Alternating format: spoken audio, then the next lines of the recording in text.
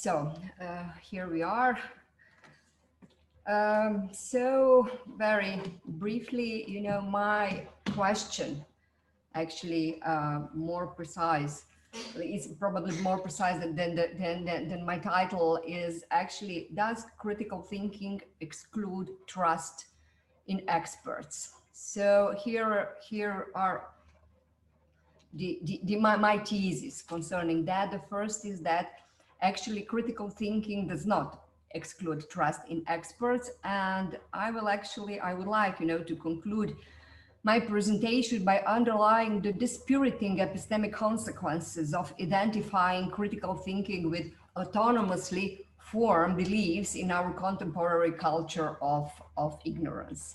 But let us say how I plan to do it. Here is the plan of my paper in my presentation. In the first part, I would like very briefly to elaborate, what does it mean, to think critically, or what it is that makes critical thinking an epistemic virtue.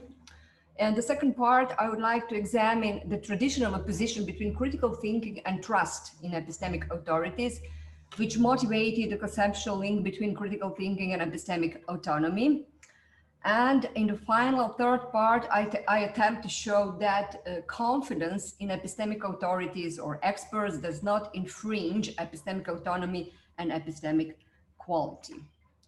So very, very briefly, in difference to Christopher, probably idea, my framework is virtue epistemology. So I will talk about the epistemic virtues, why it is important.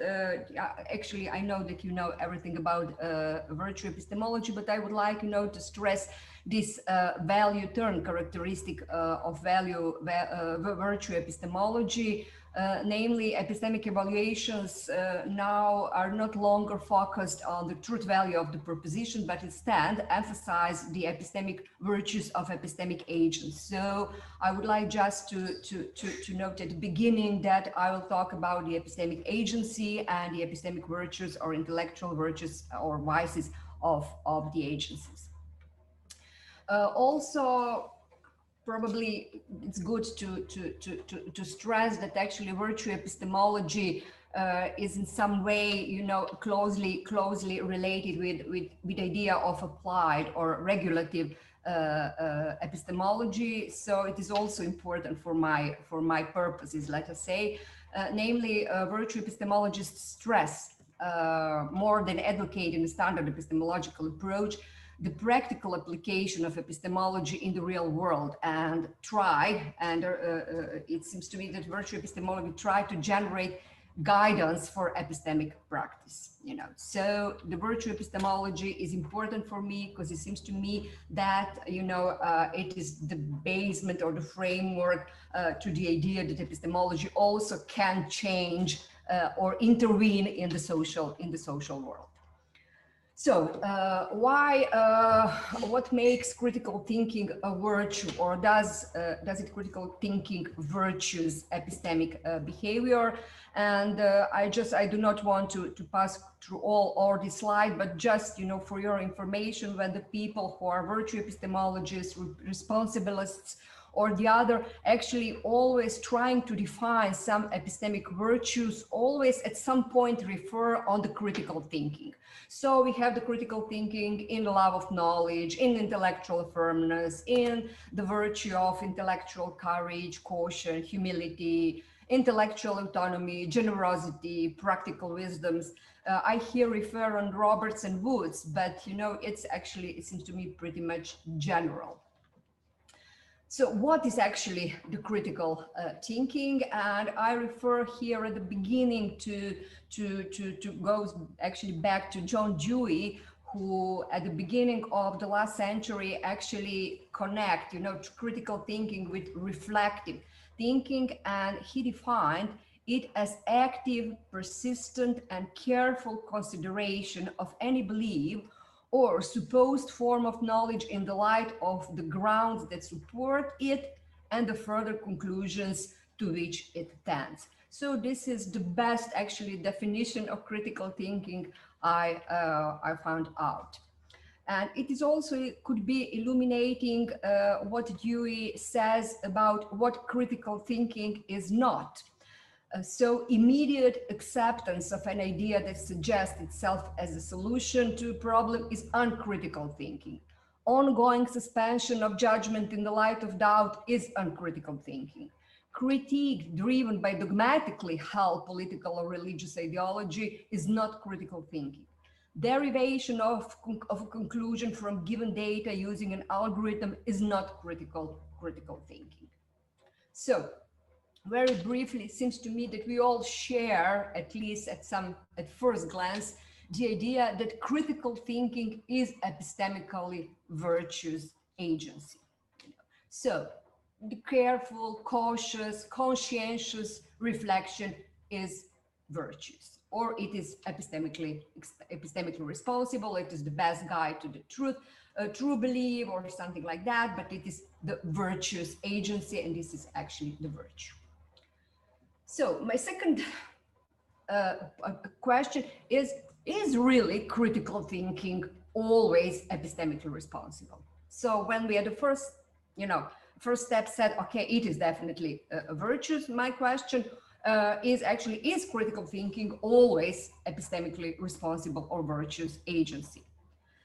And I here rely on a challenge put by the Michael Huemer, who said that there are at least 3 strategies we might take in approaching controversial issues. It is credulity. We might accept the conclusion of experts on their authority. The critical thinking is a second scenario or a strategy. We might evaluate the relevant evidence and arguments by ourselves.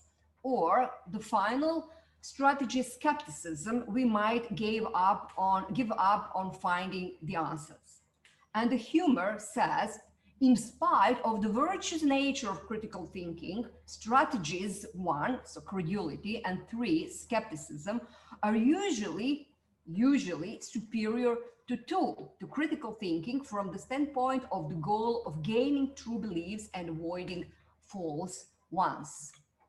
So also relying on him, so he asked us, is credulity epistemically less virtuous than critical thinking? At some specific example, suppose that there are a consensus among experts, for example, about the advantage of vaccinations versus anti-vaxxers. Should you adopt credulity as the most epistemically virtuous agency? It seems to us, yes.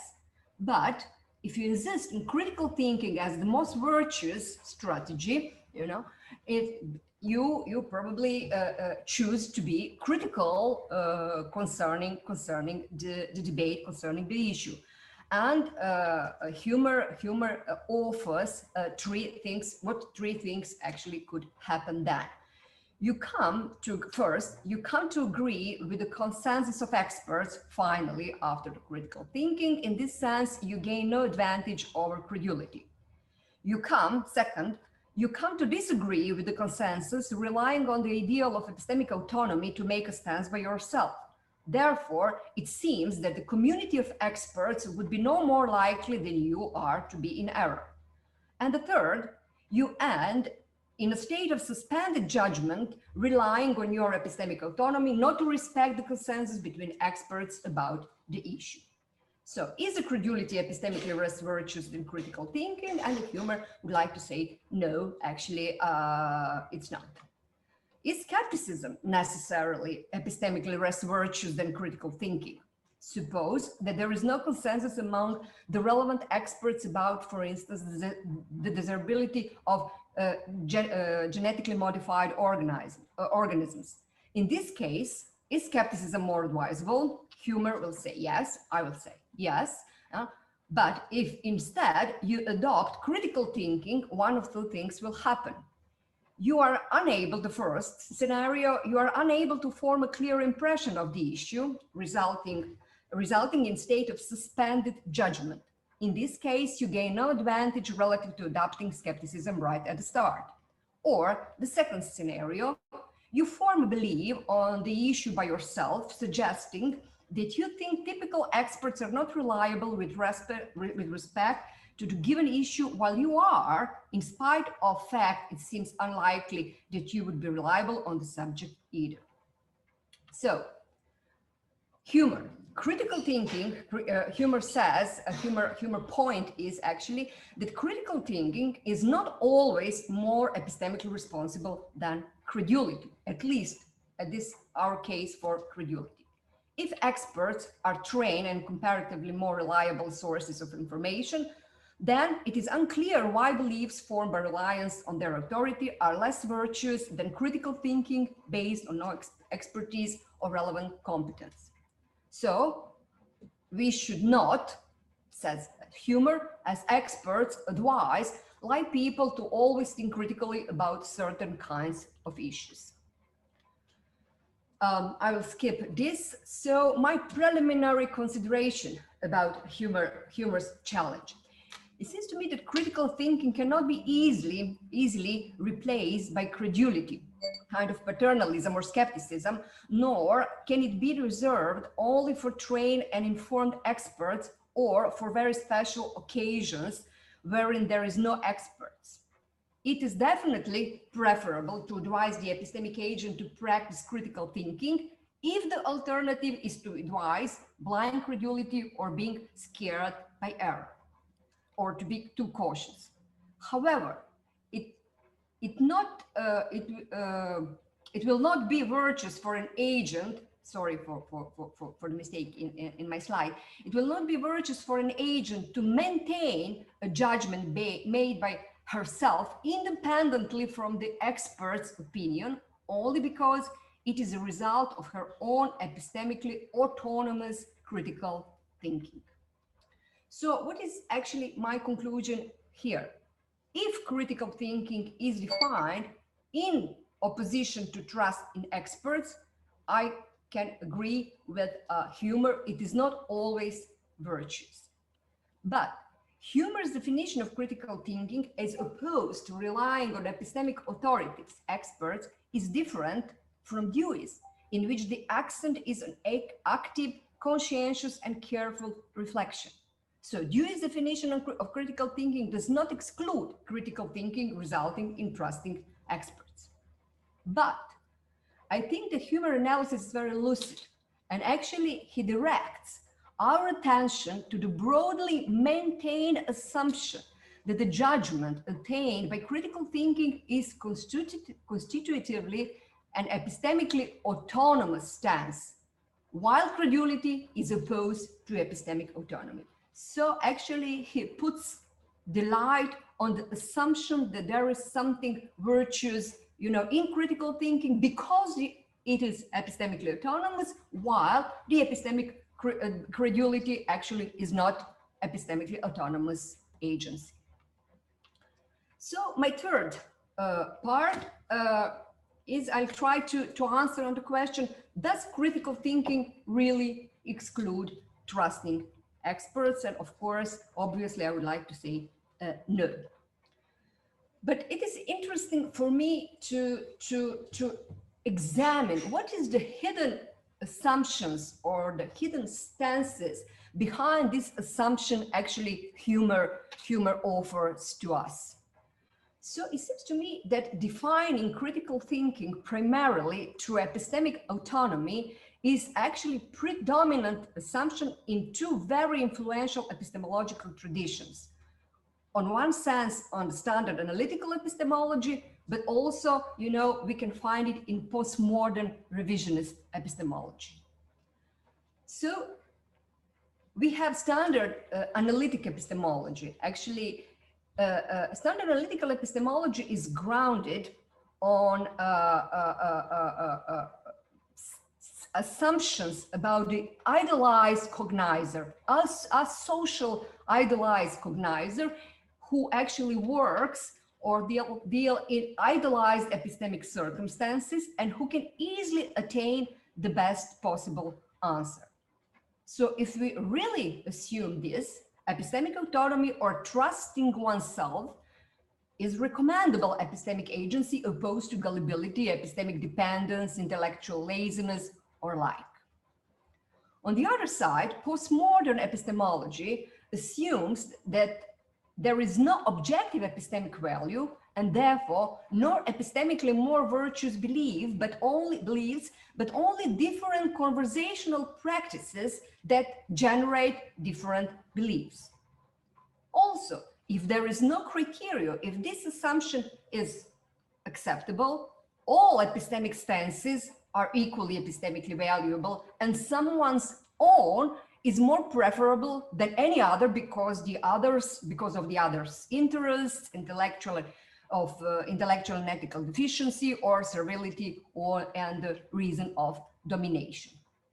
So it seems to me that we can trace some assumptions behind, these conceptual connections between the critical thinking and epistemically autonomous agency against credulity in these different but very, very influential assumptions.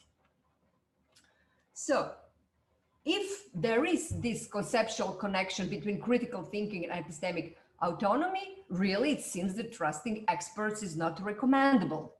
An expert definitely will not provide, or the consensus between experts will not provide one's judgment with added epistemic quality, but it can be risky to trust her due to her epistemic or moral competence and interests. So I would like to explain, this more elaborate these assumptions or more arguments in favor of this conceptual link between critical thinking and epistemically autonomous agency. For instance, Plato, Descartes, Locke, and Kant claim that truth is dependent on the ideal of epistemic autonomy. Also, autonomous research or self-reliance is often identified as a philosophical ideal. This is this tradition of traditional philosophy or standard analytical epistemology. And Elizabeth Fricker actually writes that other persons need to be treated as less trustworthy than oneself. The possibility of deceiving passions, interests about which we don't know, lies, level of competencies, odd reasons as capriciosity or like, are reasons why trusting other persons implies more places at which error can arise. Also, there is assumption about biased experts. Why we have this connection between autonomous agency and the critical thinking against the expert, credulity to expert, because the experts are biased. The experts' intelligence, the amount of information available to them, and the amount of the time and effort they have devoted to the issue may not make up for the disadvantage created by their biases. So, the experts are definitely the biased people with their very specific interests. The third explanation could come from the Foucault's understanding of, let us say, egalitarianism. He said that the virtue of autonomy or self-reliance has priority over trust in experts, because we spurn the idea of being dominated by other person or of submitting to the will of others, both in intellectual agency and in the political or social arena. And finally, why we have this conceptual connection against the credulity to experts? One of the very often, reminded is the idea of the wisdom of crowds. From ancient Greeks to the Enlightenment, to recent debates about deliberative democracy, it is taught that what ordinary people lack in personal knowledge, they make up for in diversity. So crowds can be witless, but also wise. Common democratic participation, voting, or public deliberation among ordinary people can transform their biases into resources superior to the expertise of the epistemic authorities. For instance, the Fabian Peter says to us that ethically, politically virtuous inclusion and fairness is an epistemically virtuous act of embracing different evidence and perspectives. So it seems, that it is probably better not to trust or rely to the experts, but actually try to concentrate, on the epistemic autonomies of the people. So my question is, are these explanations well grounded? And not only well grounded, but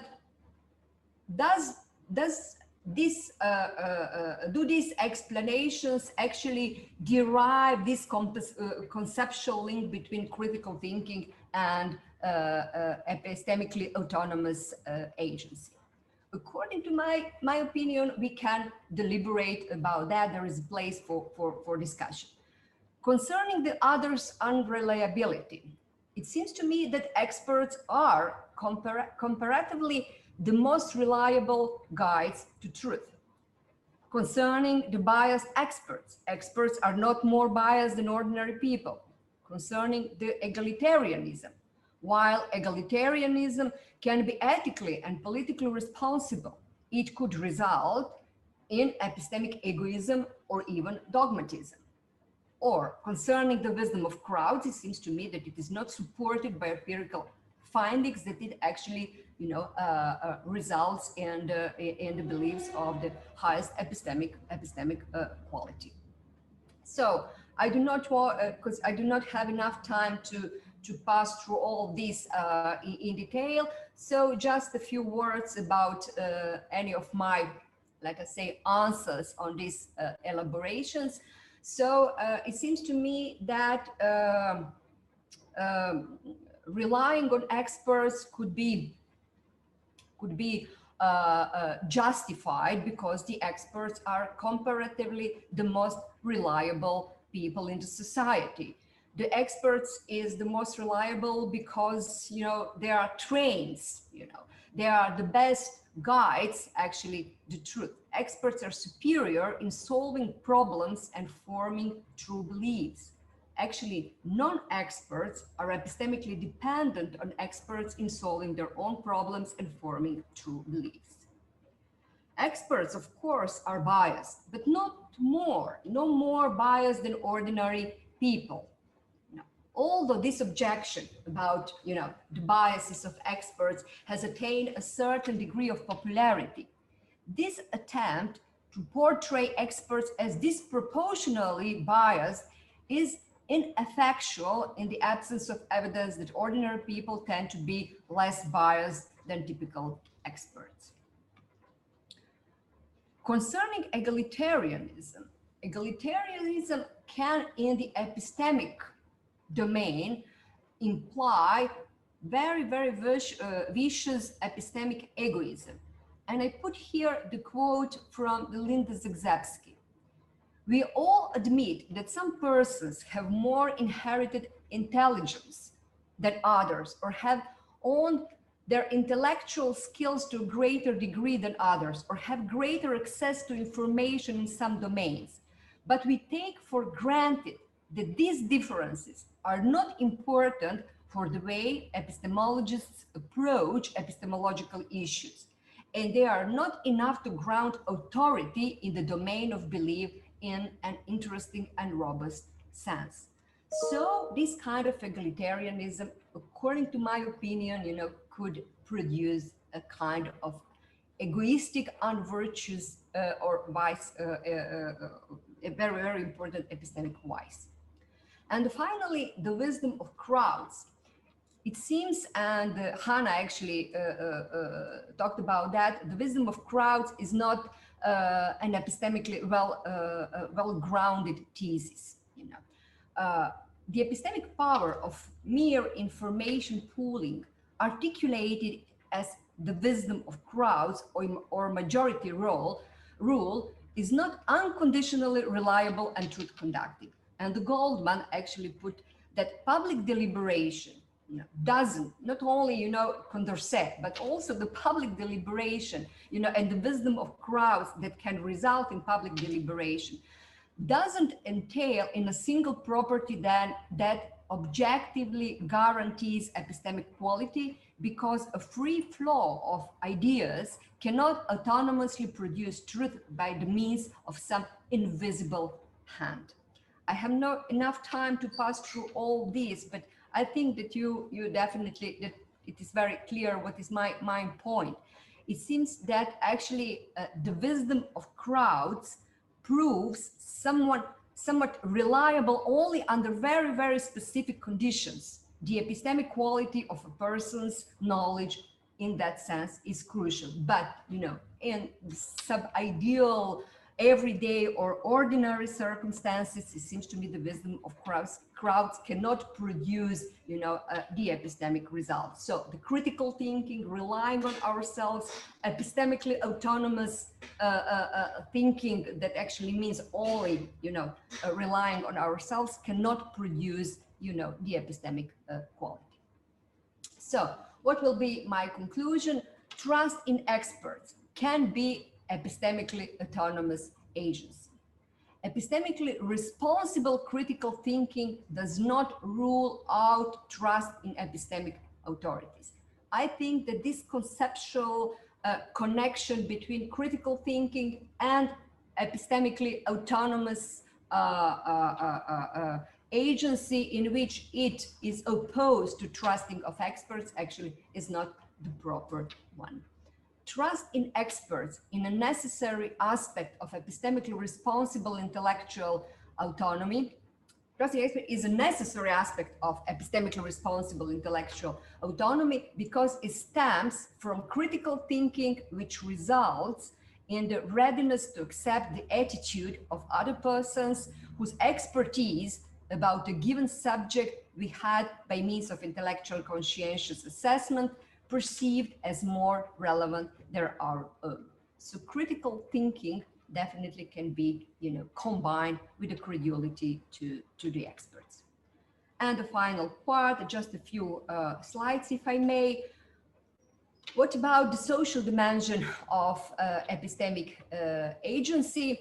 And Nenad talked about the culture of ignorance. We are mentioning here today the ignorance truth, but I just want to explain very briefly on which I refer when I'm talking about the culture of ignorance and my final conclusion.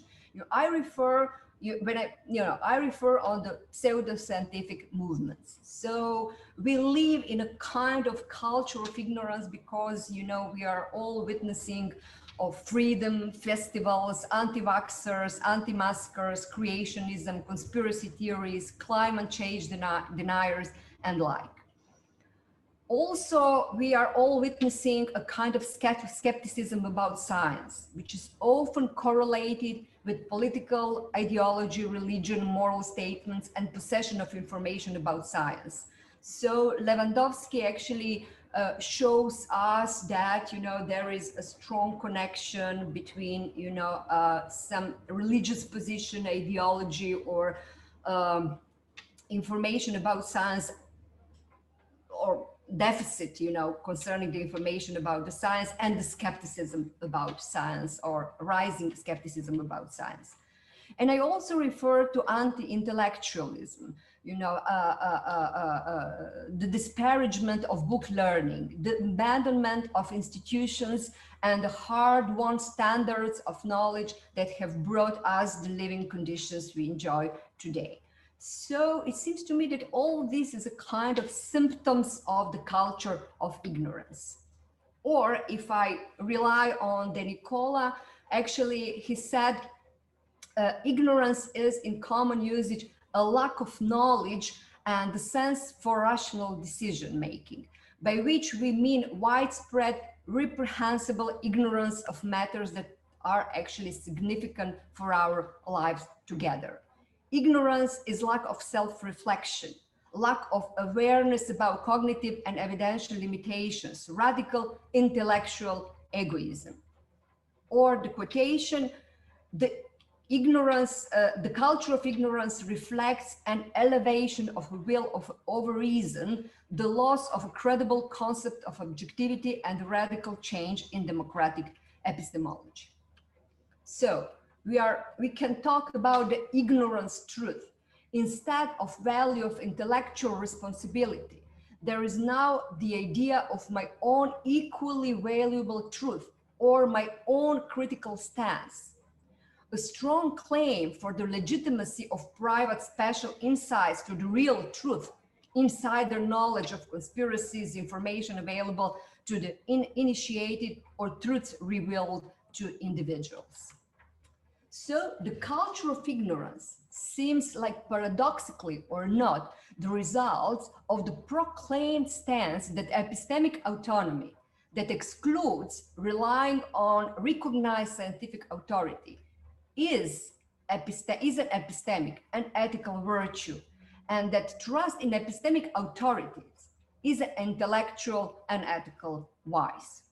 So the standard analytic epistemology, as well as the postmodern epistemology, for sure, are not apologies or apologies of this culture of ignorance.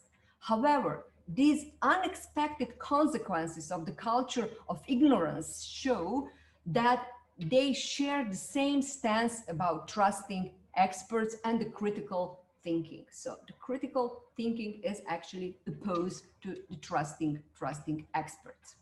So I would like to conclude, clearly a virtuous and responsible epistemic agent is a person who wants to be properly regulated by others, but has at the same time a mind of her own, being an independent and critical thinker and inquirer.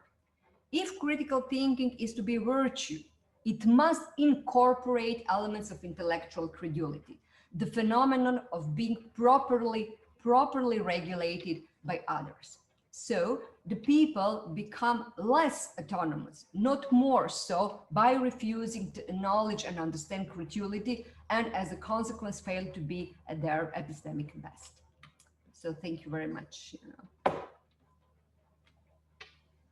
Thank you very much, Snježana. Really perfect in time. And now it's time for discussion. So please.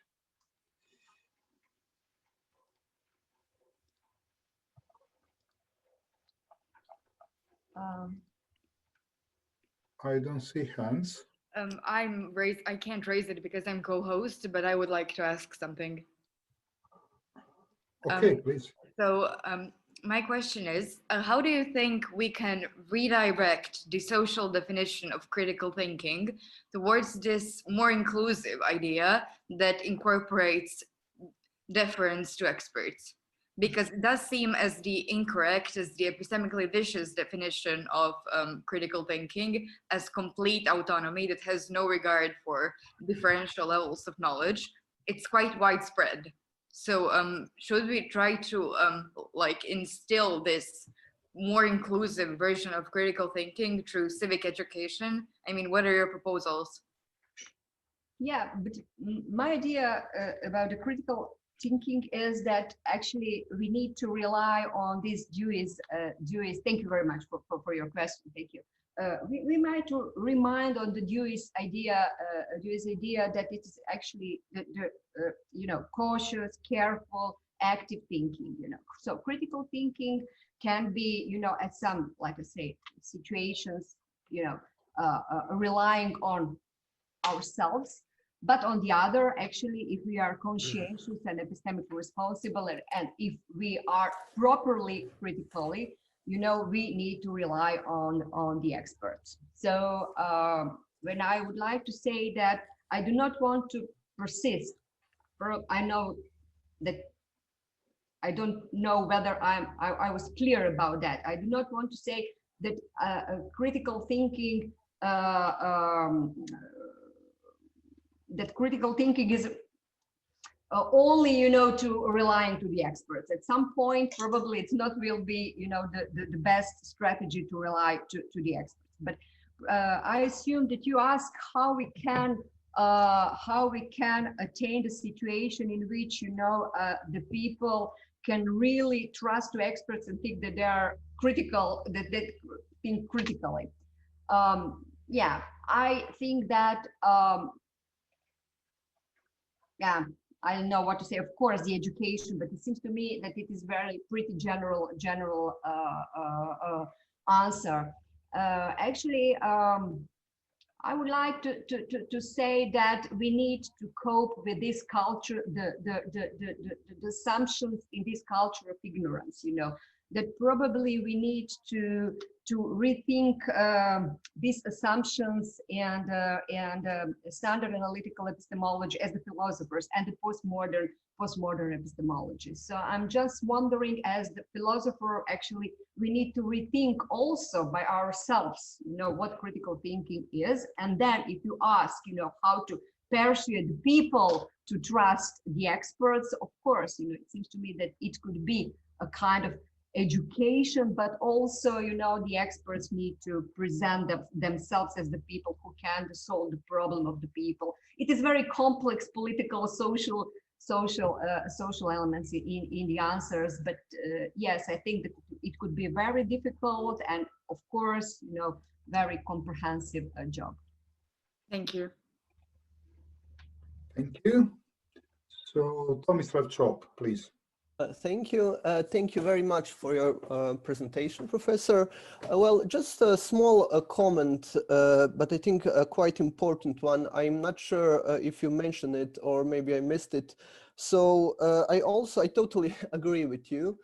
On your main point, I would just like to add maybe, I think, one very important example when we critically think on some scientific claims, etc., and when we are, and this is a very important moment when we are intellectually autonomous, you know, with the example, for example, with opposed scientific opinions and opposed scientific theses, etc.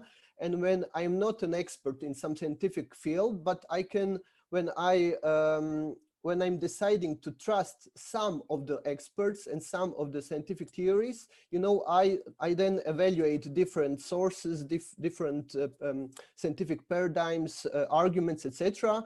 And that is exactly the moment when I am intellectually autonomous and when I critically think and evaluate stuff. Yeah. I'm just interested in your on your comment on that.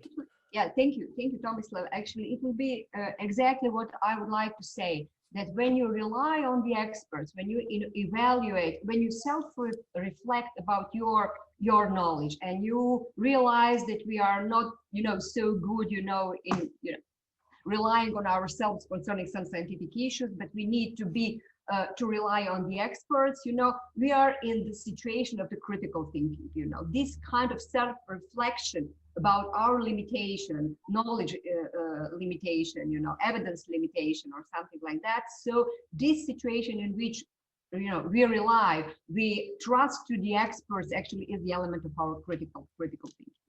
But so I agree with that. So this moment, I do not think that this is just, you know, the relying. It is critical thinking that actually results in relying to the experts, and we do not underestimate the critical element in the relying and the trusting in experts. This is my point. Yes. But I'm just wondering whether you ask me actually whether we can evaluate which of the different scientific theories, will be good, you know, and what in this sense.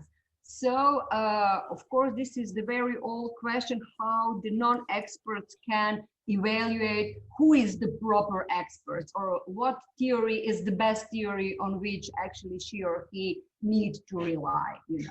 So, yeah, this is the element in which we need to elaborate what does it mean to be epistemically responsible, trusting to other people. So there is the different, you know, elements of the background, our background knowledge of truth revealing situation in which you realize that some experts, in contrast to other, are the better in that, you know. So there is the other testimonies. So there is a lot, you know, elements in our critical assessment of the expert's testimony also, you know. So that, yeah, thank you for the question, in which I can, you know, elaborate the idea in which actually there's a critical thinking, you know, in trusting to experts. Yeah.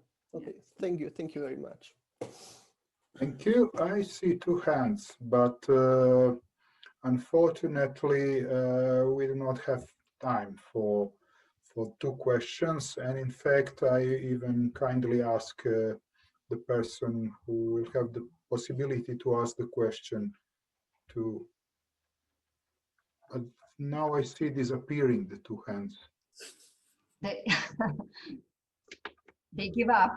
Yeah. So this is, it was, if I see properly, it's the Mislav, Žitko, and Karlin.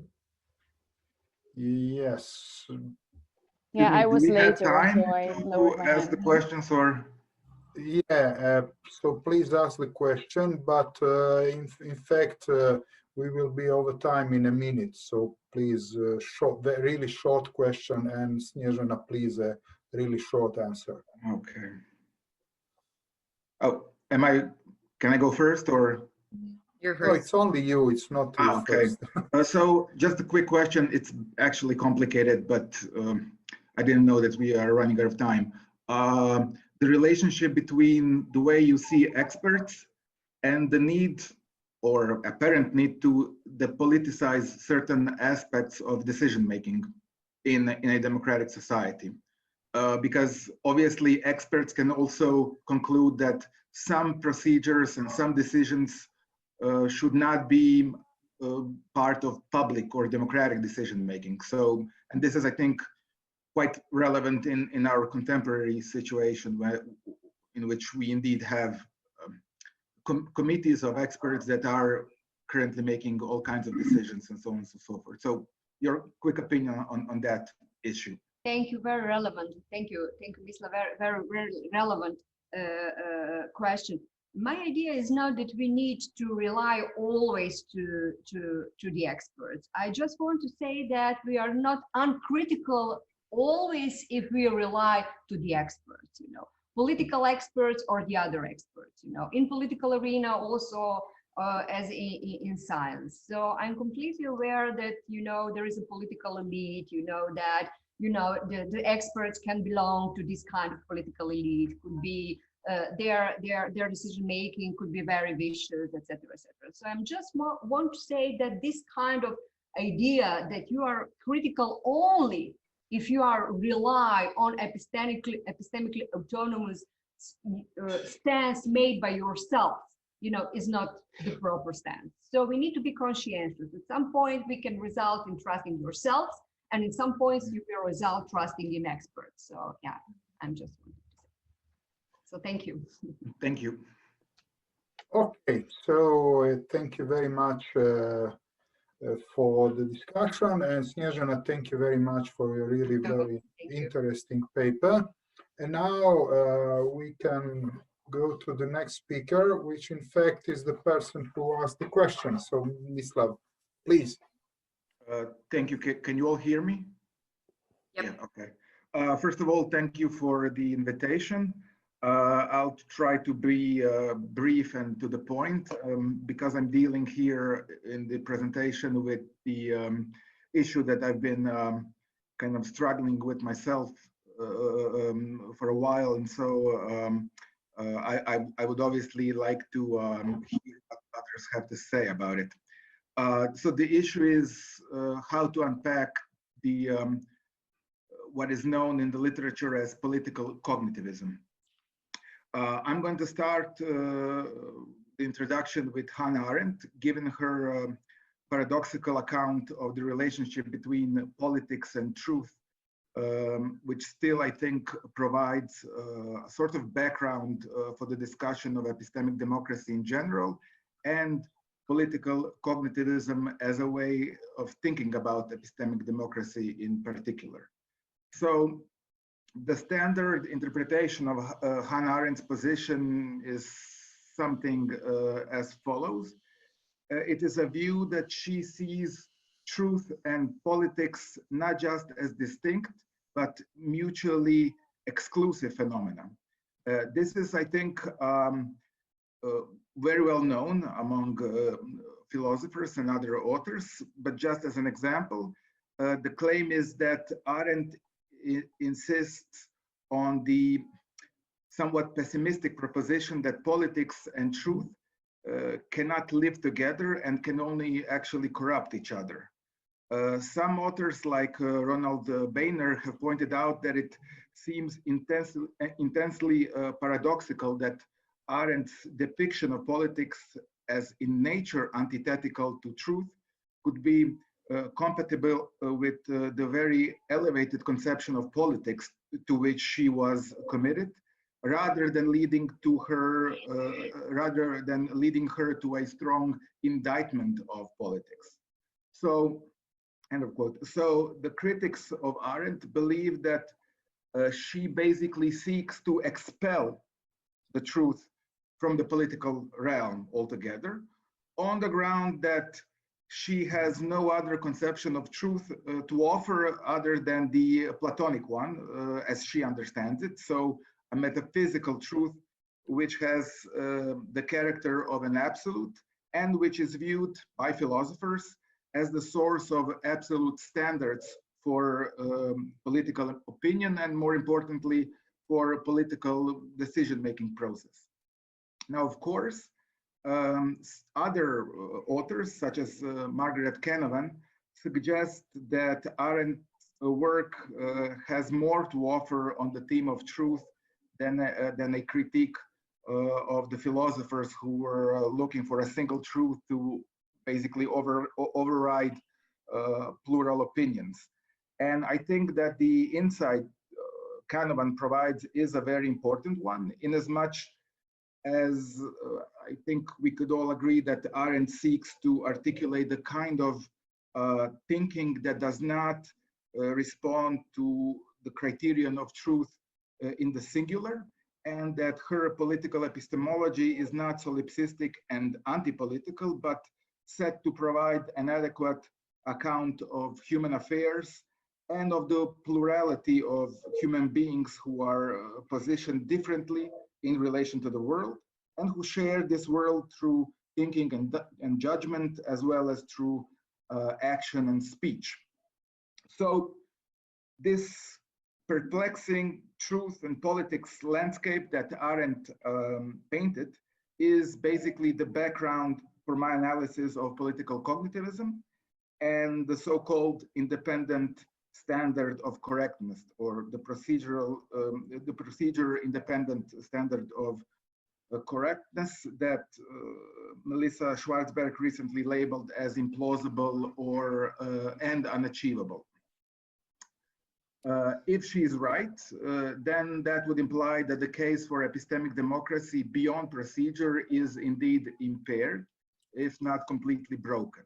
Now, to assess political cognitivism, I turn to Hélène Landemore, one of the most prominent defenders of epistemic democracy on the basis of political cognitivism.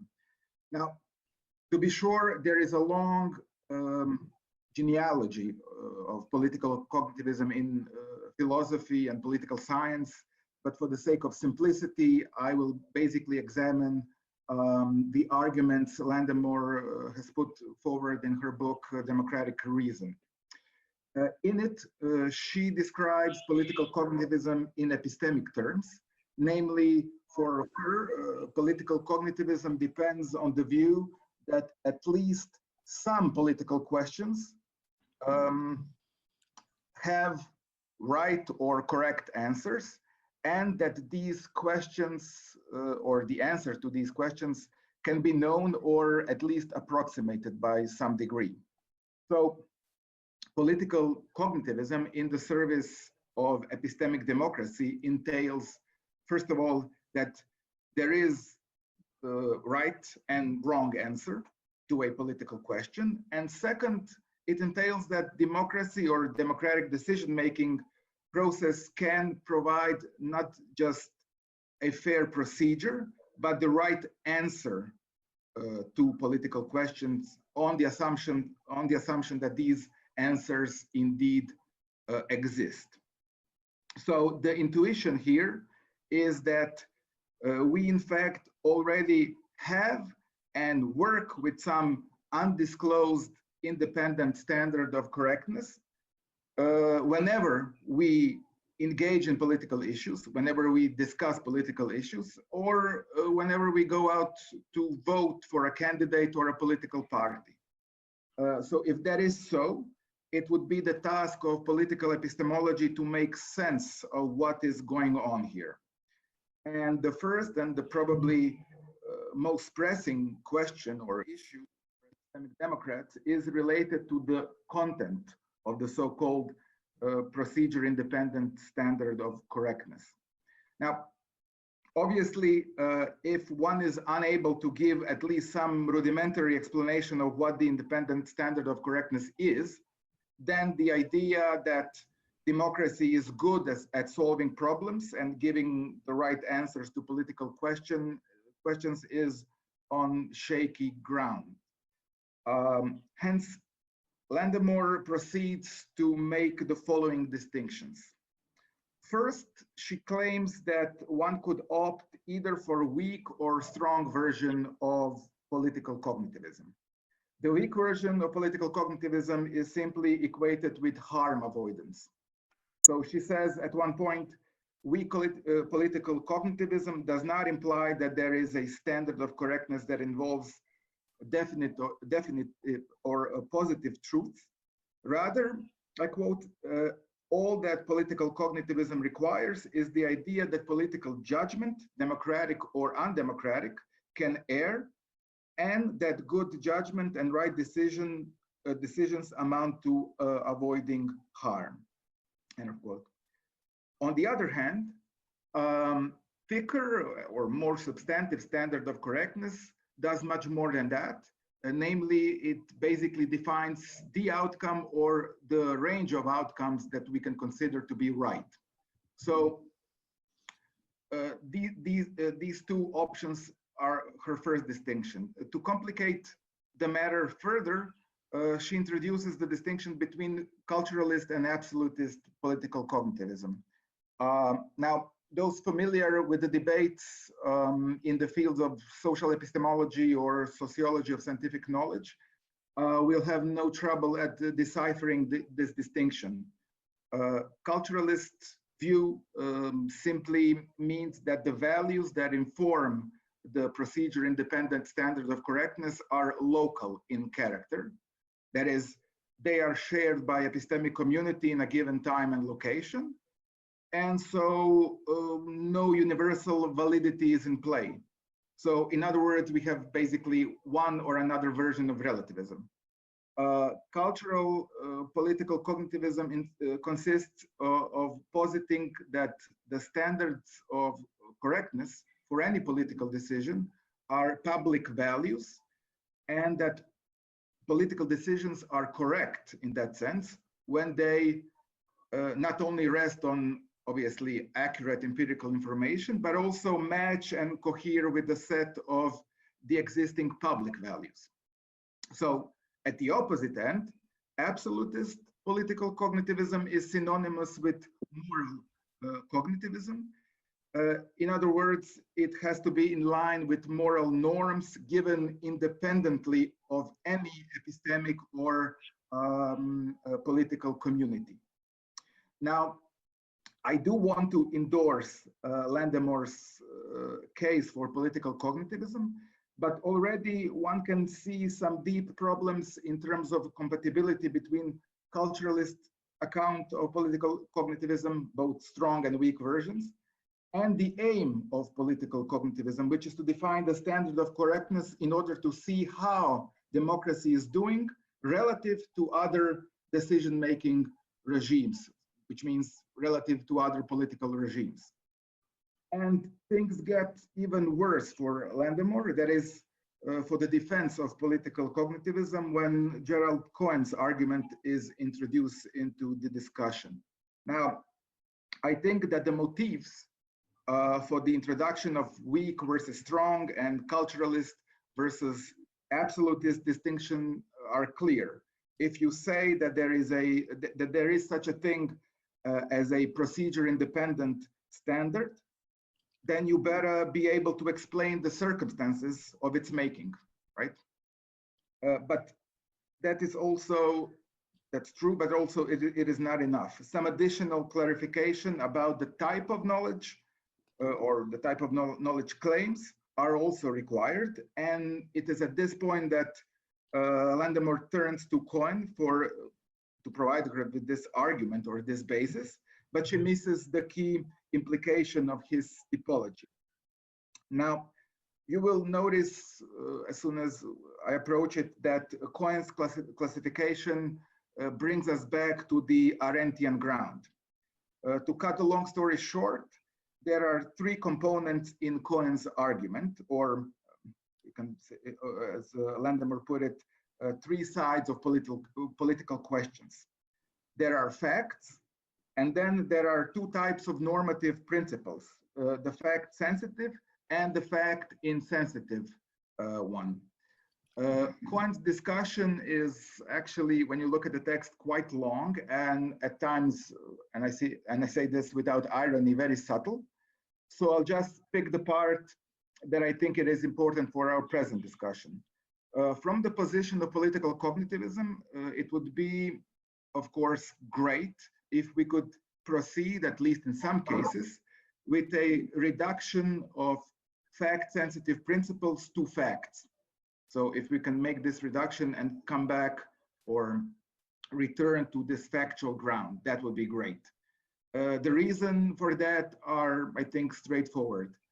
The facts are indeed fragile, as ARENDT pointed out long ago, but epistemically speaking, if we can get a hold of them, we are in good position to judge, to make the right decisions, and even to track the truth regarding particular issue. So even if there is a class of fact-insensitive principles, that is basic value judgments, at least one layer of normative principles could be traced back to facts. And so we have the relationship between these principles and the solid or ambiguous epistemic units that facts are presumed to be.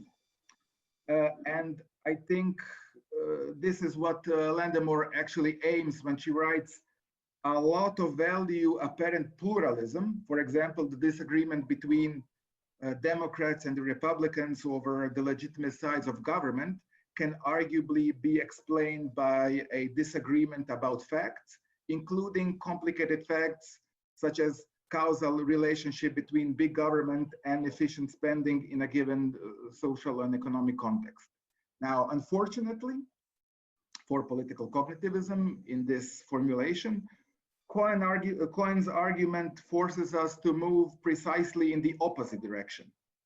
So the argument is as follows. A principle can reflect or respond to a fact only because it is also a response to a principle that is not a response to a fact. In other words, Cohen insists that there is always an explanation why a ground grounds what it grounds. So principles cannot be justified by facts alone. That's the point. To use his example, if we affirm the principle that we should keep our promises on the grounds of fact that only when we keep our promises, so only when promises are kept, one can pursue her projects, there will always be additional fact-insensitive principle as a part of justification, regardless, of course, of the belief in a given fact. In this case, the additional principle is that one should help people to pursue their projects. So if Cohen's argument is sound, then we cannot sustain the position of political cognitivism unless we are able to articulate another way in which fact-insensible principles can be used in the evaluation of democratic decision-making process or the outcomes of democratic decision-making process. Curiously, Landemore says that at one point, she says that it would be safer to remain agnostic about the question whether our foundational norms are fact insensitive in the way Cohen argues.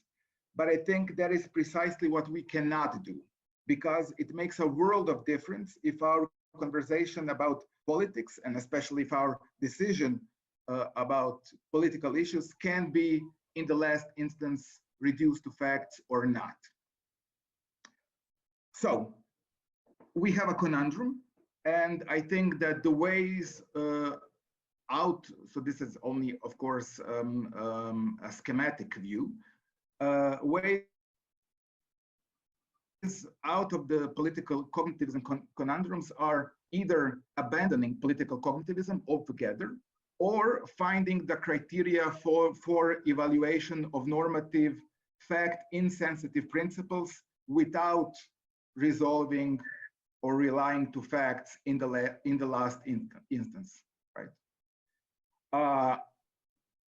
And these are, of course, difficult grounds to cover. I think the other solution, in fact, is a minefield, as it is known from other discussions in this field and others. So one step toward resolution is to formulate criteria or independent standard of correctness that would be internal to democracy in terms of scope and depth of democratic decision-making process. And I think that this obviously partial and not entirely satisfactory answer can be imagined along the lines of democratic equality proposed by Elizabeth Anderson. Now, in her take, Anderson formulates a position in which negatively democratic equality opposes different forms of oppression, such as marginalization, hierarchy, domination, exploitation, cultural imperialism, and so on. And positively, those who subscribe to democratic equality basically seek a social order in which persons stand in relations of equality, which means that they seek to live together in a democratic community as opposed to hierarchical one. And the democracy itself here is understood as a collective self-determination by means of open discussion among equals in accordance with the rules acceptable to all. So the point, I'm not going to go into details of Anderson's formulation of democratic equality. We can do this in a discussion afterwards. The point is that it is baseless to look for the criteria of a good decision-making process or good decision-making outcomes for politics in general, under the assumption that the Cohen's argument is right, which I think basically it is. And of course, if we proceed down that path, it might very well be that democracy would not pass the test that some other, for example, the test of economic efficiency that some other more autocratic regimes would. On the other hand, it seems to me that it would be dangerous to be agnostic about the foundational norms of contemporary societies, not only because of the all-present authoritarian threats, but more importantly because of the need to expand the democratic principles in terms of procedure and substance to the areas of social life that still operate under hierarchical or authoritarian rule, economy being the clearest example of this. So if we kind of reduce our expectations of political cognitivism and possibly reduce our search for things that are internal or the standards that are internal to democracy itself, that is my suggestion or kind of partial solution to the problem or the conundrum of political cognitivism, in as much as it offers us a framework in which we can then evaluate fact-insensitive normative principles without resolving to facts, and then can in next step proceed to other important questions that are also on the table and have been formulated in the previous discussion concerning epistemic democracy, the question of expertise, how should expertise, or what role should expertise play in democratic decision making, and so on and so forth. So this is where I will stop and basically open the floor for our discussion. Thank you very much. Thank you, Mislav. Thank you very much for your very interesting paper. And so please, questions, comments. Well, I just, maybe I'm hopelessly thick, but the very position of political cognitivism makes very little sense to me, because it seems obvious that in certain areas of democratic decision making, I mean, certain decisions which are supposed to be arrived at democratically, they should correspond at least vaguely to the state of the world. Because if we're talking about, for instance, climate politics, there is obviously procedure-independent truth here, which is the nature of climate change. Or if we're talking about mandatory vaccination, there is obviously procedure-independent truth here. So, I mean, the idea that that truth could be completely divorced from politics, it's just incomprehensible. So I don't know if there is maybe some toned down version of this which could survive these extremely obvious instances of procedure independent truth. Okay, so that's the part that is basically, I think, set by ARENDTian, I would say, political epistemology, in which truth, as I mentioned at the beginning of my talk, is connected to a certain Platonic notion in which truth is an absolute term, which basically ends all discussion. So the fear that Arendt had concerning truth in politics is that once we enter with such notions or such epistemic values as truth, objectivity, and the like, that will in effect end political discussion, it will end political life, because it leads us to the Platonic ideal of basically epistemocracy, right? Okay, so once we start to think about these notions such as truth or objectivity in some other alternative frame, so not in the Platonic tradition that was so influential in the history of philosophy, then I think we have a question in relation to democracy and democratic decision-making process. And the question is, I think, quite simple. Can democracy, and under what conditions can democracy trace or track truth or truth claims? And that is obviously an empirical question, but the part or the aspect that I was trying to elaborate here is more kind of a theoretical argument or theoretical assumption.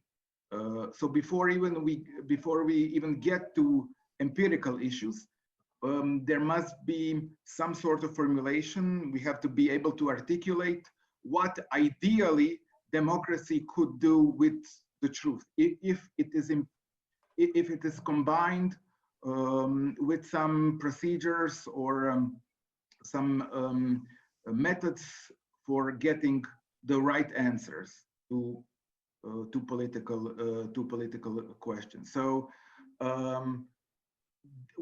what I said in my presentation has nothing to do with current state of affairs, in which we see some miserable failures of democracy on various issues.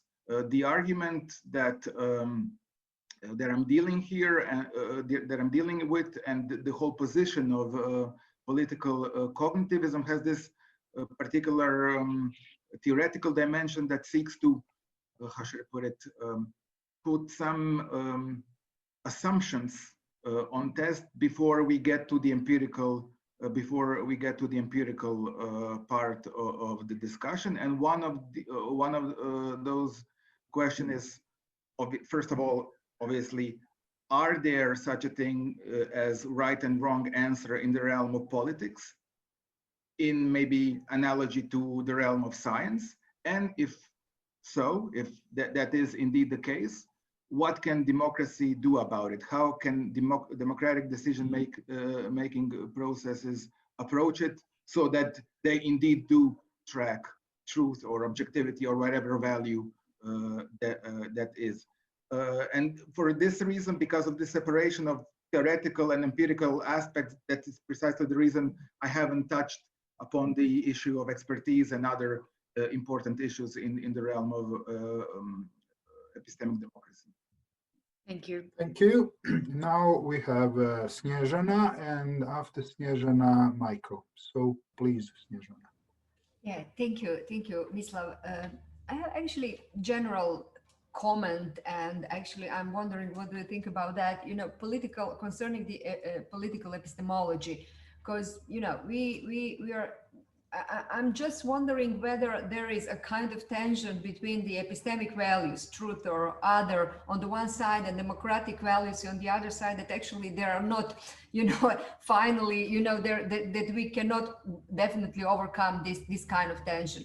Because it seems to me that, you know, when we are talking about, you know, the best possible, epistemically possible decisions in democracy, whether in this case actually we try to implement, let us say, the tradition of epistemology, you know, the idea of truth, you know, and try to find out how the decisions could be, you know, of the best epistemic quality, meaning at some objective value of, I don't know, truth, but some objective epistemic value. Or we need to develop some, you know, epistemic values, what you say, internally, for internal criterion for the democracy. And in this sense, it seems to me that we actually, you know, at some sense or other instrumentalize, you know, the epistemology or the epistemic values for the political purposes or of democracy. So I'm just wondering, what do you think, you know, is this tension actually, can we overcome that and keep, you know, the epistemic value, objective epistemic value on the one side, and on the other, the democratic values, or actually that we need to collapse at some point or other at epistemic sides or on the political sides? Okay, so thank you very much for the question. This is precisely the matter I was trying to think about and to articulate in this presentation.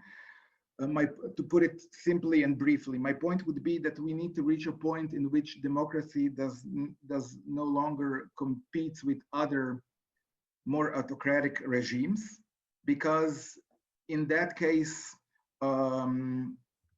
I'm afraid that democracy will be on the losing end, and that we will try to kind of manipulate it or reformulate it in a way so that it becomes more efficient or track some other value, and thereby it loses its basic democratic content or basic aim of democratic decision making. So the first step is, and you see this in the literature, in the contemporary literature against democracy, right? The literature on the irrational voters, or the inability of democratic regimes to cope with dynamic market processes, and so on and so forth. So that is, I think, that is the danger, and the danger is not only in the answers. The whole discussion is, I think, framed in a way that the odds against democracy are kind of rigged. Yeah, it cannot compete with, you know, autocratic rules, just as some European democracies cannot compete with China. But the point would be that democracy has some other values that we need to cherish and improve, and this can be done on our part. We as philosophers can do that, or we can kind of complement this discussion and contribute to it by creating a frame in which we will develop and discuss normative issues and factual issues, but that are somehow internal to the democratic process. Because democratic process, as we now understand it, both theoretically and empirically, it's not finished, right? There are ways to deepen democratic decision-making process. There are ways to expand it, right? There is a whole segment, as I kind of hinted at the end of my talk, there's a whole segment of society in which democratic principles do exist in theory, like workplace democracy and so on and so forth, but they do not actually exist in practice. And the important and I think interesting question would be, why not? Why is that? Why is there a realm of society that is should be either immune or embarrassed if the democratic principles are to be applied? So a lot of room, a lot of maneuvering space to extend democratic decision-making process.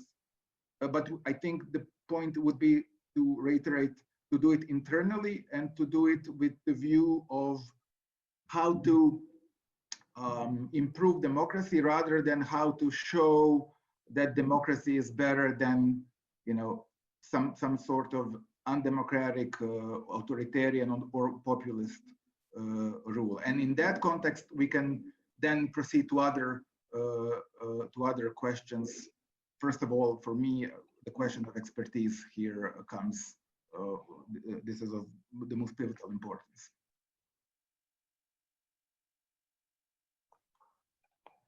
Thank you.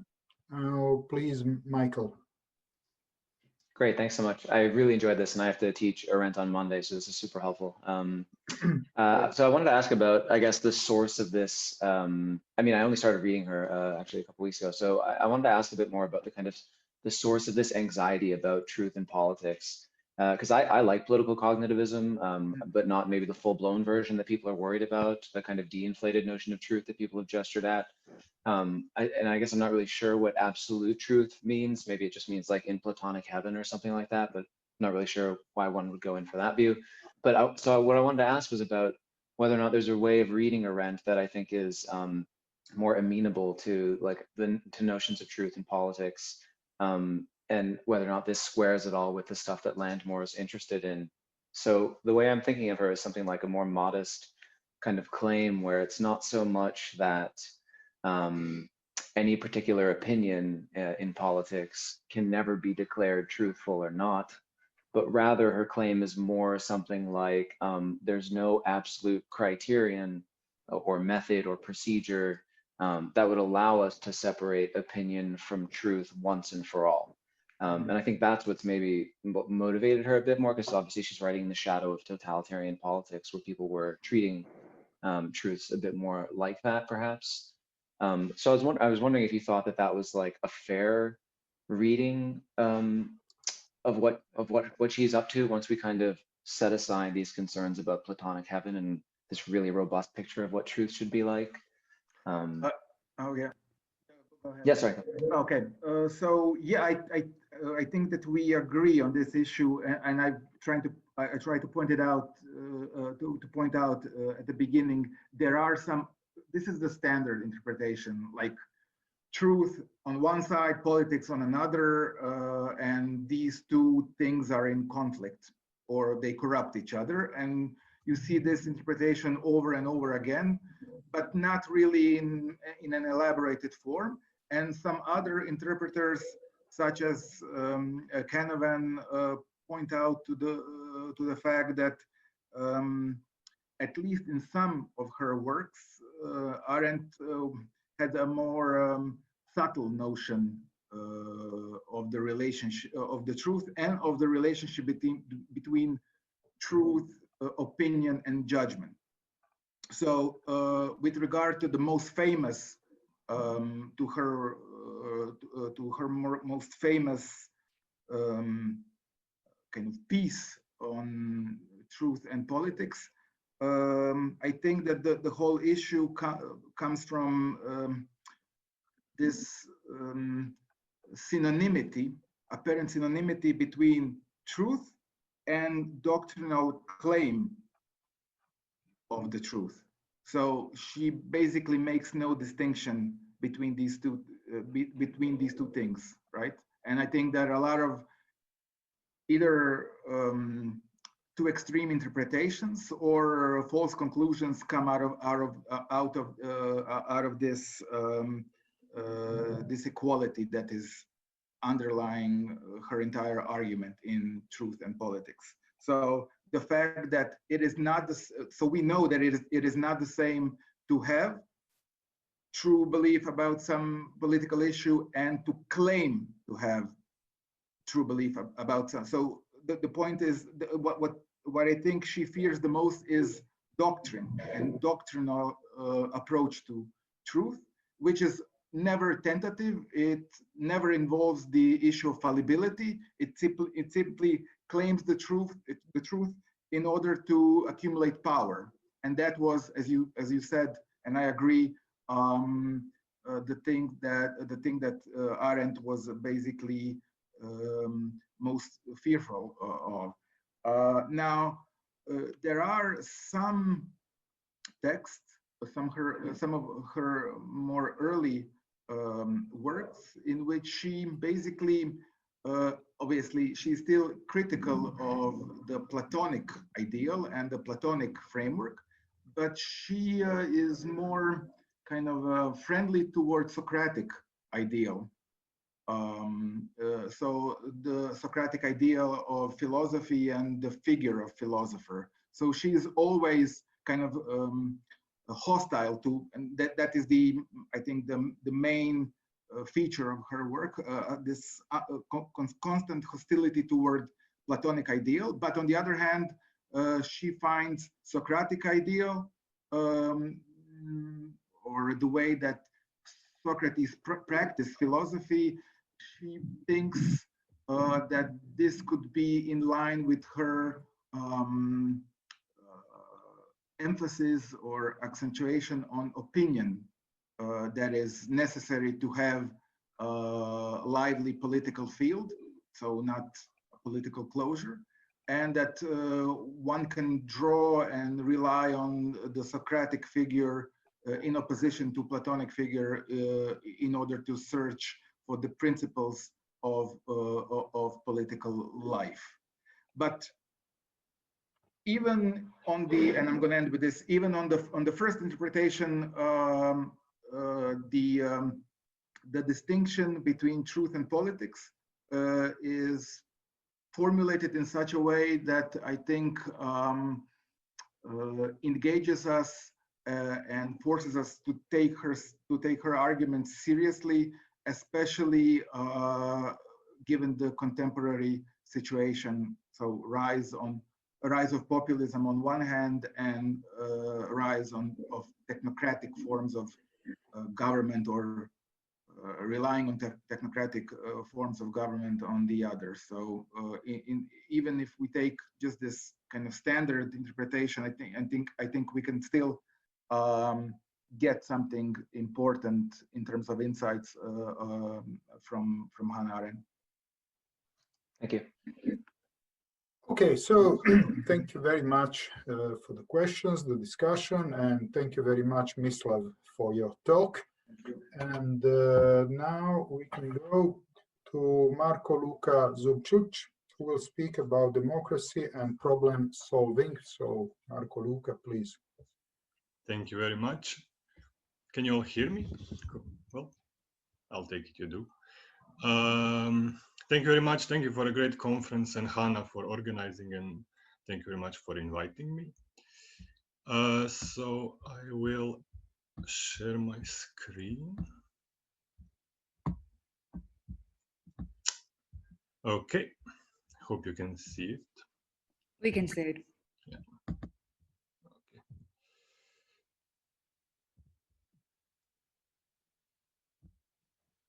Okay, so basically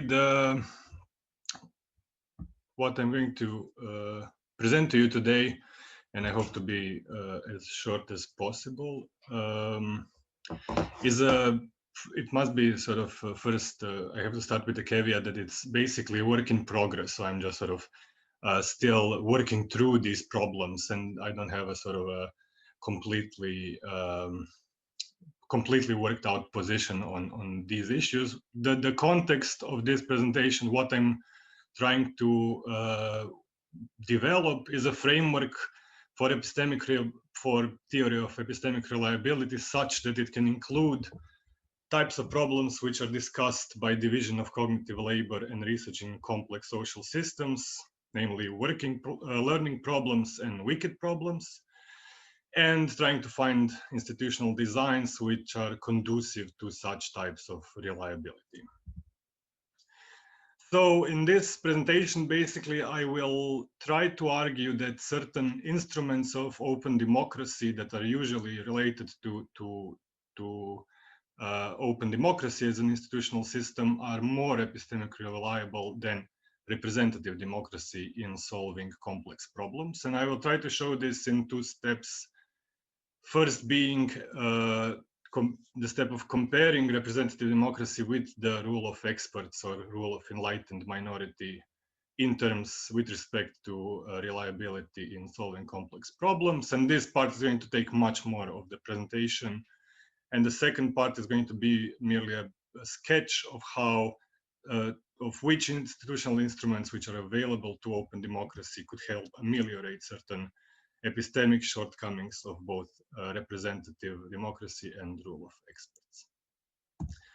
So first, this idea, I will try to pit the rule of enlightened minority against representative democracy in trying to, in terms of reliability in solving complex problems. So one of the relevant and usual sort of objections to epistemic capacities of representative democracy is that people are epistemically suboptimal, that they are uninformed and irrational. And one of the sort of intuitive and attractive ideas that are sort of even partly in philosophy, but also in very much in a popular sense in the sort of among people, is that there should be a delegation of epistemic labor to experts. Now, I believe that unfortunately this is a much worse idea than representative democracy. So first of all, I want to get this out of the way, that the sort of empirical research shows that real world experts do not have actually the best track record in matters of policy. While they are informed, and indeed they are the ones who determine what it means to be informed, what they are bad at is predicting the effects of their policies in complex social systems, and there is a lot of empirical research with this regard. Secondly, there is a lot of empirical research that we're very bad at assigning merit, namely choosing experts and experts sort of assigning merit among themselves. So our real world and meritocratic structures are quite shaky or epistemically unreliable, namely because we are all these epistemically suboptimal people and not just some other people in inverted commas. But of course, we want an account which doesn't build on this contingent reality of meritocratic expert structures found in human society. We want a stronger account which uses the sort of what we can call the philosophical notion of experts as those members of a group who are more likely to be correct due to their cognitive history. So in these terms, these experts are not mere experts as in real life experts, but are modeled as those members of the group who do in fact bet on the best up to now strategy available. So now we come to this typology of problems, where we can say that where there is a type of problem we can refer to as simple, or they're also referred to as tame problems, namely in sort of literature in planning and governance. And these are problems which retain relevant characteristics every time they repeat. So for instance, brain surgery and building bridges are such problems. And experts are people with a cognitive history which makes them able to recognize these relevant characteristics and act appropriately. So experts have a cognitive history which is necessary and sufficient for solving tame problems, and actually nobody but an expert can be expected at least, to solve a tame problem. So experts are reliable when it comes to solving tame problems. However, the problem is, of course, that tame problems are not the paradigmatic type of problems encountered in governance. That's not to say that governance does not include some tame problems. For instance, designing sewage is a tame problem. One could, even though this is not necessarily the case, but one can imagine that there are such problems which are tame problems. The type of problems which are relevant and which are problematic, which are sort of those that are more perhaps paradigmatic, but also much more of a real problem in epistemic terms, are complex problems, which are, according to Page's definition already, such problems that there are no true premises available and accessible which are sufficient for solving it. And these premises are not available and accessible to any group in the population. Now, there are two types of complex problems available in the literature, and these are learning and wicked problems, and I will focus exclusively here on learning problems. Learning problems are problems which are usually discussed in philosophy of science and which are usually modeled in division of cognitive labor, and basically scientific problems are a usual example of a learning problem. Learning problem is a problem in which betting only on the best up to now theory leads to a suboptimal lock-in, leads to a suboptimal solution, but an optimal solution can be found. This is the difference between learning and a wicked problem. In a wicked problem, something that we call a solution or a global optimum cannot be found. In learning problems, simple reliability, which is used for solving tame problems, namely prioritizing the input of those who are more likely to be correct or those who bet on only best up to now strategy, will lead, therefore, to suboptimal epistemic performance, and betting on experts in this strong sense in learning problems is epistemically unreliable. In learning problems, everybody is essentially epistemically suboptimal, but the solution can be found. There is a right or wrong answer to a learning problem. And in this case, what is generally in the division of cognitive labor found to be the better solution than only betting on the best up to now strategy is betting on best up to now and a random strategy. This outperforms betting exclusively on a best up to now strategy. This is so because there is no, as I said before, single kind of cognitive history which contains all the relevant informations or strategies for solving the learning problem. Solving it requires a diversity of strategy which compete through testing and contesting. This does not guarantee, of course, solution. Testing and contesting does not take place in ideal circumstances, and it is not guaranteed to lead to knowledge. There is no guaranteed optimal way to acquire knowledge, and for humans, in majority of cases, knowledge is simply unattainable.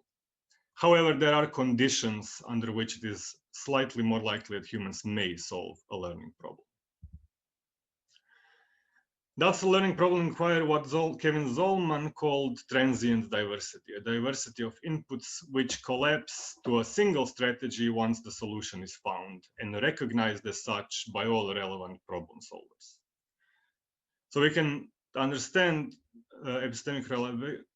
some conditions of epistemic reliability in learning problems as requiring, first of all, input diversity, and secondly, evaluative subsidiarity. Why subsidiarity is invoked in these discussions, we can understand it in terms of something that Glenn Vale tends to call natural polity. So when we come when we model learning problems in divisions of cognitive labor as scientific problems, it is scientific community that evaluates the possible solutions because they're the sort of natural polity of scientific problems. In governance problems, of course, this is the most sort of most difficult part of trying to work out the structure of epistemically reliable governance. It appears that the natural polity of a particular problem should be the group which evaluates the solutions. This is also related to sort of Dewey's and Elizabeth Anderson's ideas of experimentalist program in democracy. The idea that democracy is epistemically valuable because it allows feedback on policies. So in these terms, natural polity should be those members of the population who are affected by the problem and the solution. And I believe that further research in this area should also lead to research by Elinor Ostrom and her research in common pool resource governance, in which she also refers to legitimate users as this natural polity, as a concept of this natural polity. I will, of course, say something more about this later, because this is the most difficult and challenging aspect of this structure. Okay, so what does this all mean for representative democracy? First, it means, of course, that strong reliance on experts is epistemically unreliable in solving learning problems, because indeed experts do not introduce sufficient diversity into the search. As Page notes, experts can essentially be modeled as a single person. Again, I must stress that experts are epistemically reliable when it comes to tame problems, and tame problems are indeed, some governance problems are indeed tame. Likewise, there can be, experts do have a role in sort of consultation with regards to learning problems. However, if we strongly rely or exclusively rely on them in solving the learning problem, this is not an epistemically reliable strategy.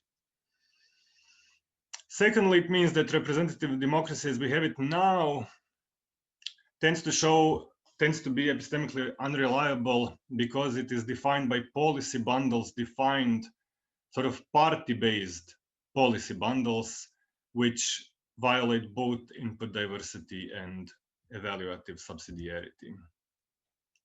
So representative democracy reduces input diversity by bundling policies to align them with the party line, with the lines of particular parties in the society, which are a result of pet dependence in power struggles among social and economic elites, marginally or completely divorced, marginally informed or completely divorced from citizens' preference, and perhaps marginally informed by input through media, social movements, and periodic elections.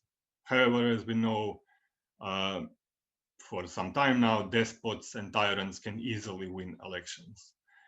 Partisan policy bundles are epistemically distortive bottlenecks. These bundles do not reflect some natural coherence among policies.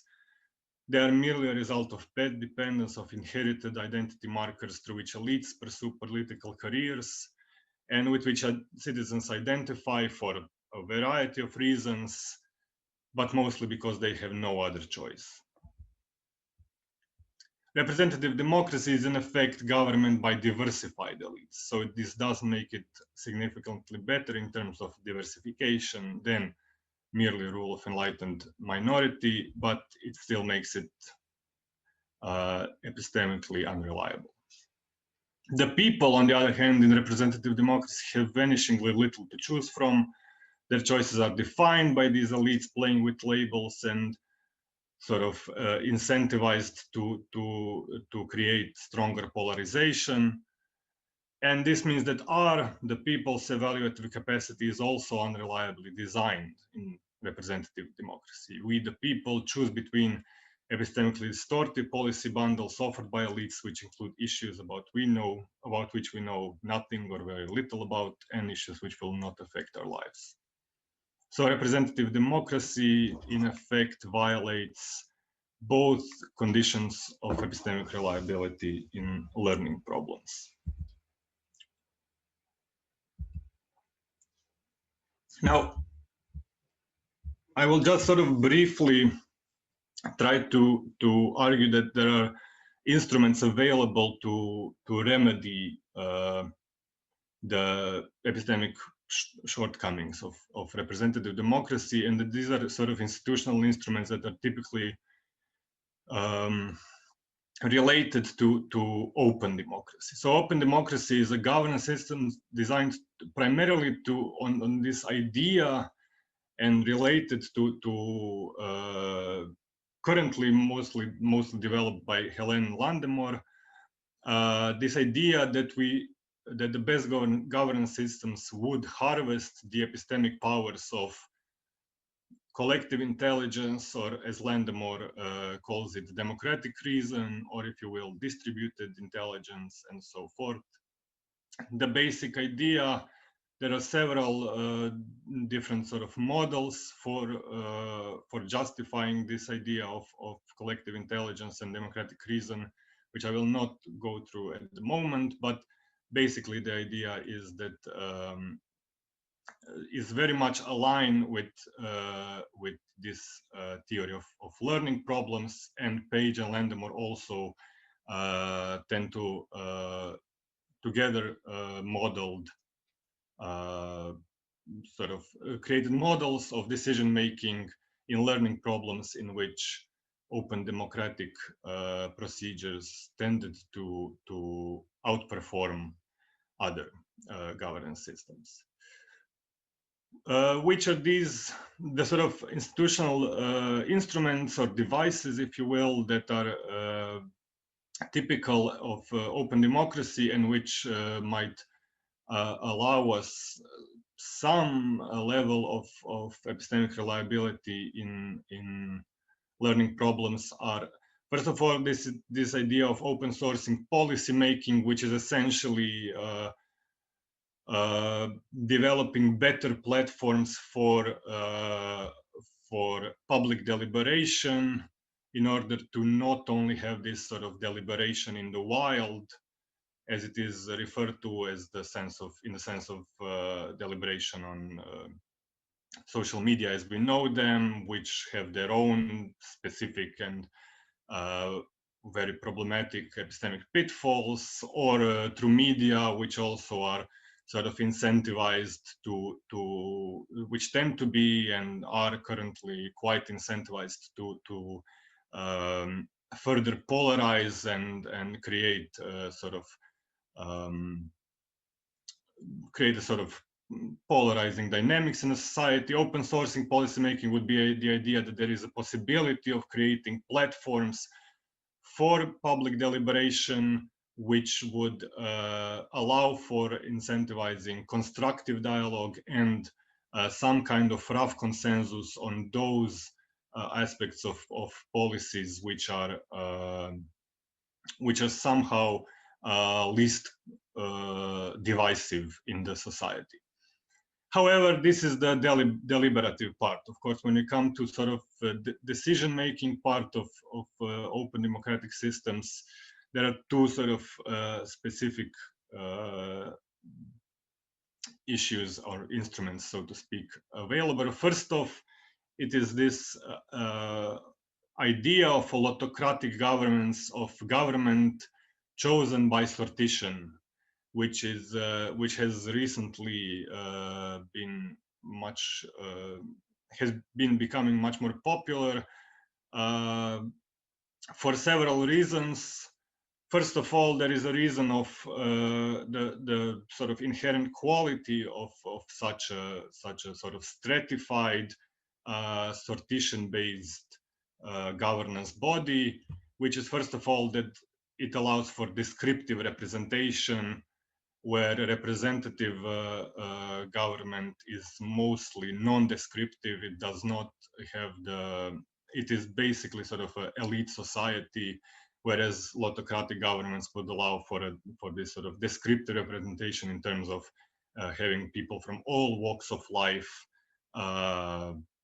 sort of deliberate and make decisions. And then it has this sort of input diversity as well with regards to decision making.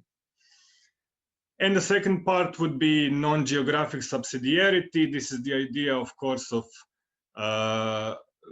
additional sort of condition of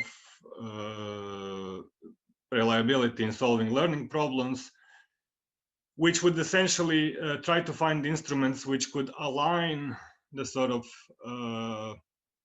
natural polity of the problem with the actual polity that is being called on to evaluate the possible solutions. And it appears that the best instruments for these that we have available are those aggregative procedures which allow for people to, with their input into the aggregation, to also signal the investment into the problem. And these are mostly information markets and some new kinds of voting, which also tie the votes to a specific sort of vote credits, which allow people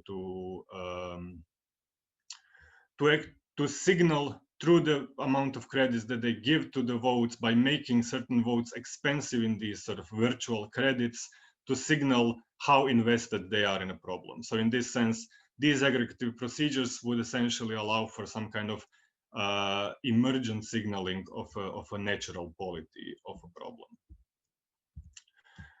problem. Sort of two final remarks would be that when it comes to decision making, it appears to me that these two sort of, on one hand, this sort of universal suffrage, whether it's for information markets or for quadratic voting, would allow for some kind of selection of self-selection of natural polity. However, this lotocratic body would control against collusion within this universal suffrage by securing this descriptive representation diversity. The sort of downside of natural policy is the possibility of collusion. Likewise, of course, such a system should take place within something of within an open society, which would also have a welfare state in order to develop some economic possibilities and strong antitrust and open source laws. But in any case, there are sort of set of liberal principles which should not be, which do not fall under the type of problem which are learning problems. So okay, I would stop here. Thank you.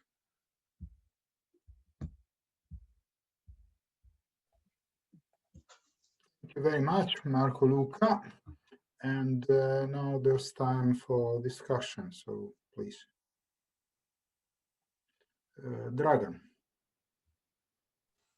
Hi, let me first apologize for the camera. My internet is really bad today. I wanted to ask, so first one question of clarification, and then perhaps more substantive one. The question of clarification, could you perhaps give some examples of what are learning problems in governance that you have in mind? So what types of decisions would these be? Well, this is, of course, first sort of thing that would fall to mind would be the question of whether there is a good way to handle a pandemic. So if we are to allow ourselves to believe that there is a optimal policy for handling, for instance, pandemics in this sense, whether it's then we could imagine that these would be, for instance, learning problems. Any problem which we can sort of, that we believe can have the sort of solution or can have an optimal solution. Right, thank you. So now the more substantive one is, you at a couple of places said, I think in the beginning, that solutions provided through both experts and the representative democracy are suboptimal, right? Mm-hmm. But to call something suboptimal, right, you have to know what is optimal, and you have to so basically it's a comparative thing, right? So it compares to an optimal and comes up short, so it is suboptimal. Mm-hmm. And my question is, how do you know what is optimal? Well, how do you know what is optimal solution for the pandemic to be able to claim that now we are achieving suboptimal? there are two things. The first is to claim that sort of human individuals, epistemic agents, are epistemically suboptimal. This is a claim that basically epistemic agents do not have all the relevant data, are prone to making inferential mistakes, tend to conserve sort of suboptimal strategies in the search for knowledge, and so forth. That the sort of defining feature of an epistemic agent is that they are ignorant and that they will make inferential mistakes. So in these terms, this is the optimal would be not to make inferential mistakes and to have all the relevant data and so forth. For instance, I don't know, maybe some neoclassical ideas of modeling an agent would be optimal. From this point of view, epistemic agents should be regarded as suboptimal. When it comes to solutions, whether or not the solution will be found or will be found, optimal solution will be found, is of course a question which cannot be sort of answered in this sense. As I said, we cannot be guaranteed that we will find such a solution. However, my concern was trying to understand whether in types of problems in which we can imagine that there are solutions, which would be the most sort of reliable governance structures for these problems. So it's not to say that,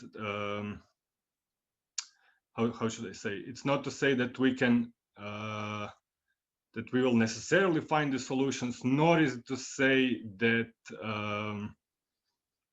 once we find some solutions that they will sort of automatically be optimal, if I understand your question correctly. I just want to make sort of distinction between suboptimality of agents and optimality of solutions. Right, but I would say that it does not follow, right, that suboptimal agents, or if you have 3 types of suboptimal agents, how can you know a priori which one is going to make more suboptimal decision? You cannot. So why do you recommend your proposal then on epistemic terms? Why do you think how can you claim that it is better than representative democracy? I don't really understand the question. So the idea is that representative democracy has a problem because it cannot, it neither provides sufficient sort of input diversity, nor does it delegate the evaluation of possible solutions to those, nor does it allow for the feedback of policies, so to speak. Okay, so this is the idea of what makes the representative democracy epistemically suspect. The question is what kind of a system would allow for a better feedback on policies and which would allow for a better diversity of input when it comes to deliberation. Thank you. Thank you. And now we have Victor. Hi, thank you, Marko, Luka, for the talk. I just have two questions, I guess, following in Dragan's footsteps. One a bit more conceptual, the other one a bit more substantive. So just to get a clarification on the conceptual relations between these notions of tame and complex problems, can you explain a bit more how they relate to each other? Maybe a bit more clarification on what makes a tame problem tame, because the way I conceptualize it, at least, is it seems that learning problems can have a set of tame problems to fix before we can proceed to try arriving at a solution for the complex problem. And in these kinds of situations, at least, it seems that experts can be quite invaluable in the sense that they can take the solving of the complex problem forward. Either they're essential to this process, or they're much more efficient than other less more badly epistemically positioned agents. So if you can explain a bit more about that. And the other one just to kind of clarify the status of experts in decision making and the sort of modeling that you're proposing. So I guess the way you're presenting the sort of more optimal problem solving in open democracy also sort of presupposes that there is a sufficient time frame in which to kind of, you know, arrive at the best kind of diverse epistemic input from different sides. But if we have a sort of a very short time frame or a suboptimal place in which we try to arrive at decisions, then it seems that you go back to experts as this sort of people who attempt to arrive at quick fixes, even though we're, you know, aware that they're attempts at quick fixes. So can you explain a bit more what the position of experts is in these kinds of choice settings? Mm-hmm. Okay, so first with regards to the relation between learning and tame problems, the sort of the idea is that learning problems can, at a certain point, once they're solved, they essentially become tame problems. Tame problems are those for which we already have a sort of body of knowledge sufficient that we are problems which have characteristics which are sort of recognizable and which are sufficient characteristics according to which we have to act to solve the problem, and this will merely solve the problem. Okay, so this is, as I said, sort of medical problems of type of sort of surgery is this kind of problem, or building bridges. The learning problem, of course, are problems for which we don't already have these sort of true premises available, or for which do not have all the relevant characteristics already sort of readily available for people with appropriate cognitive history to recognize and act appropriately.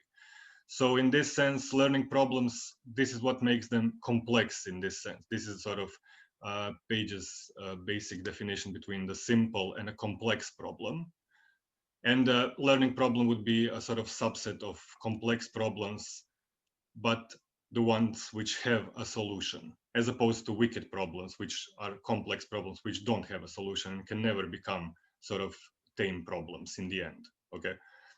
When it comes to sort of this idea that whether you can partition a learning problem into a set of tame problems, this is very interesting. But the question here is, first of all, when we come to these, for instance, to these issues of decision making in terms of having some kind of autocratic bodies, the basic idea of design of such a body is that there is a sort of that they are counseled by a set of experts who are experts in these tame problems, which can be recognized as parts of a larger learning problem. So for instance, if we take again, if we imagine that sort of a response to a pandemic is a learning problem that has an optimal solution, then you can have experts from epidemiology and economy and so forth, who are all the sides of potential with potential expertise, right? Even though I don't necessarily think that economy consists of tame problems, but okay, but you get my sort of the idea. So this is so there are certain aspects of learning problems surely which can be partitioned into sort of sets of tame problems, but the problem is when you mistake a learning problem for a tame problem and actually sort of make a decision too early, because this is exactly what leads in this sort of division of cognitive labor models. This is exactly what leads to this sort of lock-in to a suboptimal solution. So when you too hastily recognize, too hastily sort of identify a problem as a tame problem and do not see its complexity. Okay, when you too hastily sort of simplify the problem, the solution can essentially be worse than not doing anything. So this is a sort of a danger that is sort of inherent to this partitioning learning problems too easily into tame problems. Can I have a follow-up, or mm-hmm. do we Sure. Do we have other people waiting? Sure. Yeah, sure. But all it was okay. No. Right.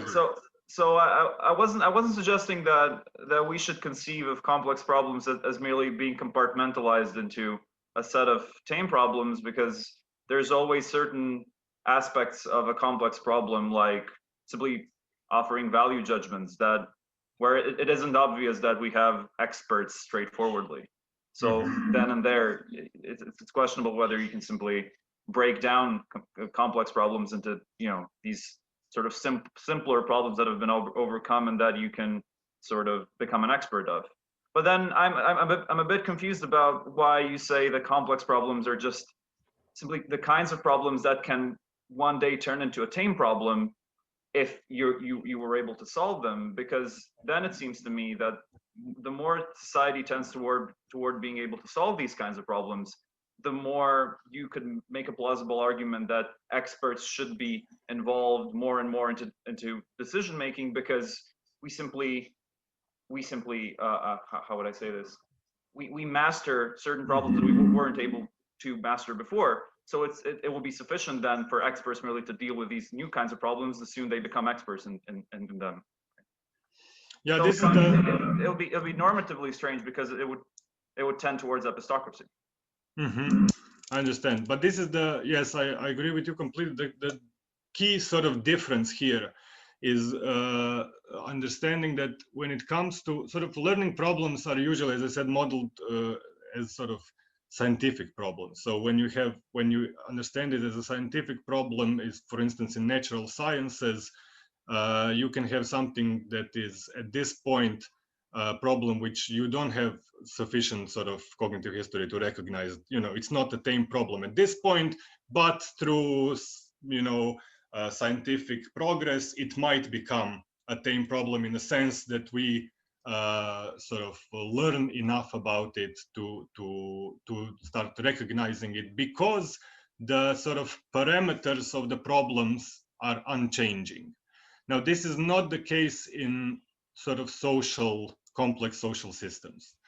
As you said, this is the thing. This is why it's not sort of accrued through time that more and more things become sort of tame problems in social systems, because the parameters are actually quite different than they tend to be in some kinds of physical systems.